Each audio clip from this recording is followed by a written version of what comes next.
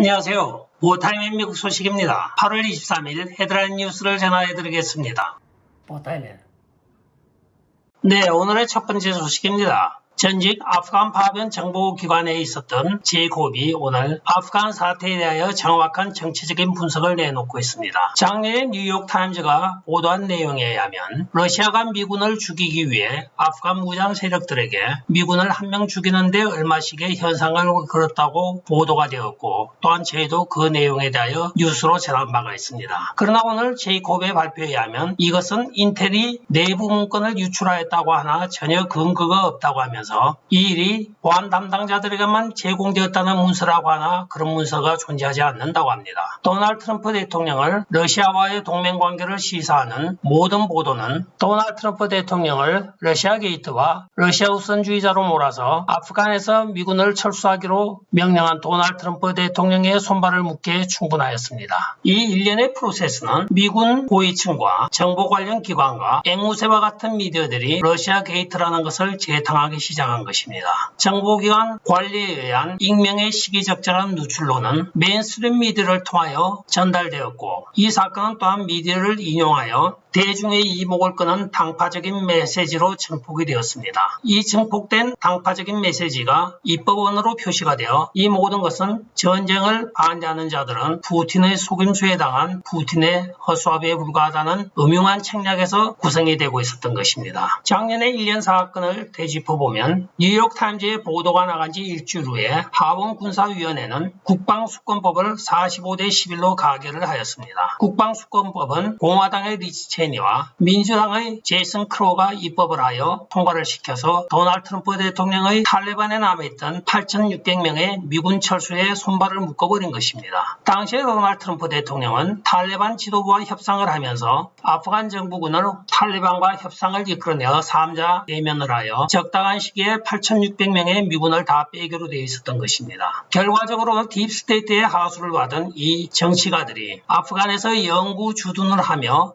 아프간이라는 꿀단지를 통하여 자기들의 이익을 챙기기 위하여 미군 철수를 방해하여 왔던 것으로 오늘 보도를 하고 있습니다. 이 사건은 또한 수잔 라이스 등 오바마 행정부 시절의 관료들에 의하여 도널드 트럼프 대통령이 러시아 크림반도 침공과 우크라이나 동부 점령을 무시하며 노드스트림 파이프라인을 허용하여 20년 전쟁의 종식이 수잔 라이스가 가장 염려하는 아젠다라고 하면서 탈레반을 합법화한다고 하고, 또한 아프간 정부의 입지를 약화시킨다고까지 비난을 하였습니다. 여성 인권과 또한 여성의 인권 해방에 대한 아프간에서의 이슈를 들고 나오면서 도널드 트럼프 대통령을 비난을 하면서 미군의 아프간의 영구 주둔을 강조하였던 것입니다. 그러나 오늘 아프간 사태가 불거지고 많은 여성들이 지금 아프간을 빠져나오지 못하며 지금 살해 위협에 놓여 있으나 수잔 라이스 등 여기에 책임 있는 사람들은 한마디의 언론 인터뷰도 없고 뉴욕타임즈 역시 아무런 소리도 없습니다. 자기들 딥스테이트에 약간의 이익을 위하여 2,300명의 미군을 죽음으로 몰아넣고 2조 달러가 드는 전비를 썼으며, 또한 수많은 미 군속과 미국인들이 지금 탈레반 당군의 영향력 아래에 놓여 있습니다. 이 문제에 있어서는 분명히 앞으로 어떤 절차가 필요할 것 같습니다. 수많은 미국인들이 지금 탈레반 점령하에서 공포에 떨고 있는 현상을 초래한 것입니다. 따라서 제이콥의 마지막 말미에는 이 모든 것을 해결할 수 있는 능력을 갖춘 사람은 현존하는 정치인 중에는 도널드 트럼프 대통령밖에 없다고 분명히 밝히고 있습니다. 깜냥도 안 되는 인간들이 정확하게 보고 정확하게 짚으며 미군을 빼내고 있는 도널드 트럼프 대통령의 딴지를 걸어서 오늘날 이런 사태를 악화시키고 있는 것입니다. 실제적으로 많은 평론가들이 2004년도 탈레반을 축출하였을 때 미군은 즉시 빠져나왔어야 된다고 평을 하고 있습니다. 맞는 말입니다. 그게 군사적 이권도 없고 정치적 이권도 아무것도 없습니다. 단지 딥스테이트가 그 블랙홀을 만들어서 자기들의 뒷주머니 챙기에 급급하였던 아젠다가 바로 탈레반 퇴치와 아프가니스탄 미군 주둔이었던 것입니다. 다음 소식입니다. 모블록 알라바마주 하원 의원이 도널드 트럼프 대통령 알라바마 랠리에서 지금 연설을 하고 있습니다. 많은 사람들이 지금 손가락질을 하면서 비난을 하고 있는데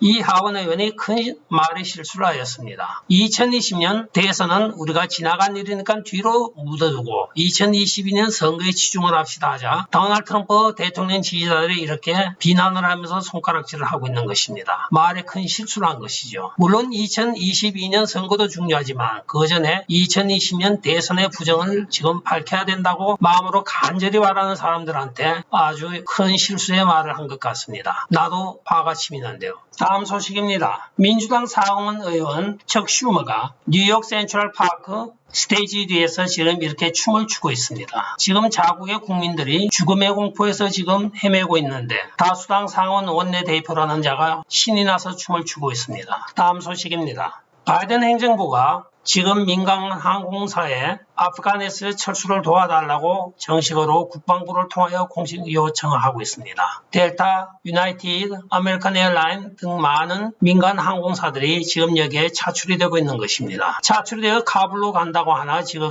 이 민간 항공사들은 직접 아프가니스탄으로 날아가는 것이 아니고 터키, 키르기스탄, 카자흐스탄 등의 미군 기지가 있는 곳까지 날아가서 거기에서 1차 피난민들이 미 대사관에 의하여 난민 수속을 끝난 다음에 미 본국으로 수송하는 일을 담당하게 되겠습니다. 다음 소식입니다. 알래스카에 있는 라이너 중에 한 명의 리사 몰코스키를 퇴출시키기 위한 대항마로 지금 켈리 츠바카가 지목을 받고 있습니다. 오늘 소식은 켈리 츠바카가 알래스카에 있는 피싱 라이선스법을 위반하였다고 약 300불의 벌금이 예상되어진다고 합니다. 이 사건에 대하여 리사 멀컵스키와 그 진영에서는 맹공격을 퍼붓고 있으나 실제적으로 켈리 츠바카는 알래스카에 15년 이상을 살았습니다. 그러나 알래스카 지금 현재법에 의하면 거주 1년이 지나야 피싱 라이선스를 받게 되어 있습니다. 지난번 알래스카 연어 행사자비에 참가했을 때 주최 측에서 피싱 라이선스가 있습니까 하니까 켈리 츠바카가 없습니다 하니까 임시 24시간 유효한 템포러리를 만들어준 것입니다. 그러나 이것이 실제적으로 주법에 어긋나고 그 위원회가 잘못한 것인데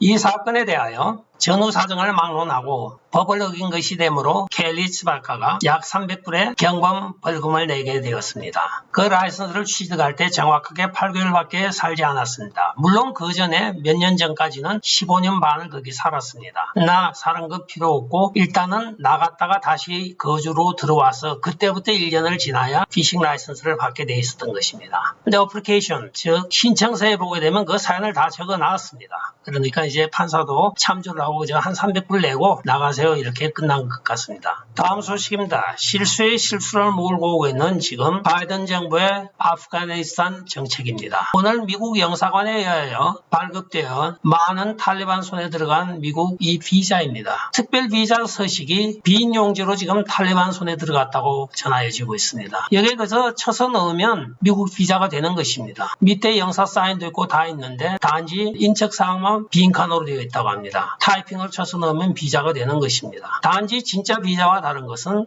QR코드가 없다는 것밖에 없습니다. 갈수록 첩첩산중입니다. 다음 소식입니다. 마이클 헤이든 전 CIA 국장이 도널드 트럼프 대통령 지지자들을 비행기가 빈 채로 카불로 돌아가는 것에 싫어서 아프가니스탄으로 보내는 것이 어떻겠냐고 어떤 사람이 트위터에 물어보자 아주 좋은 생각입니다고 답변을 하고 있습니다. 이 마이클 헤이든 전 NSA 국장이자 또한 조지 부시 때는 CIA 국장을 지낸 사람이 2016년도에 이태리에서 스파이 활동 및 여러 가지 혐의로 직권남용의 혐의로 기소가 되어 조사를 받고 유죄 판결을 받았습니다. 그때 자기가 공경에 처했을 때 도널드 트럼프 대통령이 자기를 도와주지 않았다고 하여 그 이후로는 CNN의 군사 애널리스트로 지금 활동을 하면서 도널드 트럼프 대통령을 줄기차게 씹어오고 있습니다. 그 결과의 끝이 오늘은 도널드 트럼프 대통령 지지자들이 백신을 맞지 않으므로 그들을 백신을 맞지 않은 채로 포장을 하여 적재에 떨구는 것이 좋은 생각이라고 이야기를 하고 있습니다. 딥스테이트의 하수인에 불과하죠.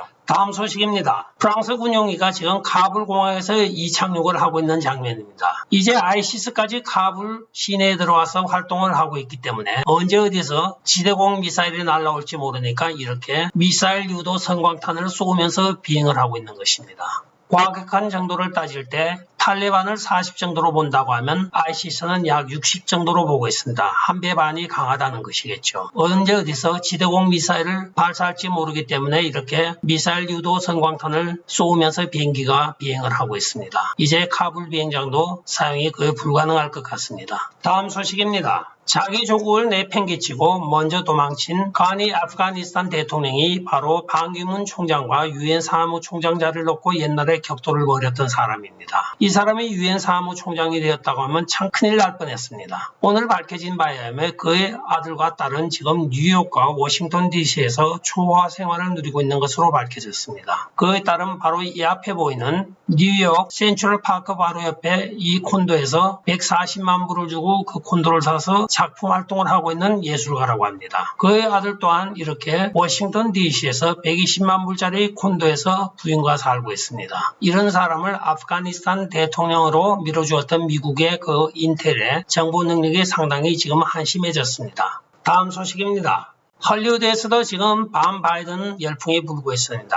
오늘 안젤리나 졸리가 정식으로 조 바이든 대통령을 완전히 역겨운 사람이라고 하며 철저한 배신을 이해할 수 없다고 이야기를 하고 있습니다. 의도적으로 이 아프간 사태를 유발하였다는 뜻이겠죠. 다음 소식입니다. 지금 테네시주와 켄터키주에 하루 만에 약 17인치, 60cm 가까운 폭우가 쏟아짐으로 많은 사람들이 지금 대피를 하고 수많은 집들이 침수가 되었습니다. 지금까지 밝혀진 바에 의하면 약 14명이 사망을 하였고 2명이 실종 중이라고 합니다. 다음 소식입니다. GM의 쉐비 라인에서 볼트가 배터리 결함이 발견되어 2019년 모델 전체가 리콜을 당하고 있습니다. 따라서 2019년 전기차인 볼트를 갖고 계신 분들은 GM 딜러에 가서 배터리를 교체하시기 바라겠습니다. 그 배터리 결함이 바로 배터리에 불이 붙는 것입니다. 전기차는 불이 나면 문이 열리지 않는 것 굉장히 위험합니다. 만약에 1919년 쉐비 볼트를 가지고 계신 분들은 빨리 딜러에 가서 새 것으로 교체하는 것이 좋겠습니다. 끝까지 시청해 주셔서 감사합니다. 좋아요, 구독, 알림 그리고 공유 부탁드리고 댓글 많이 부탁드리겠습니다.